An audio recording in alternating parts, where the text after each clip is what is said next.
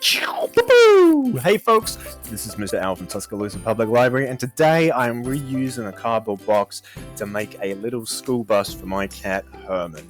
Now, if you've got some cardboard boxes laying around, you can do the same thing. You can make a bus, a train, a plane, a boat, whatever you want. You can make it for your cat, your dog, your gerbil, your hamster, your sibling, whoever you like. All you need is a box, some paint, some pencils, felt tip pens, glitter stickers, whatever you like, and just use your imagination. You can see here I'm painting the box, and at the end of this video you'll get a good look at Herman sitting in his school bus.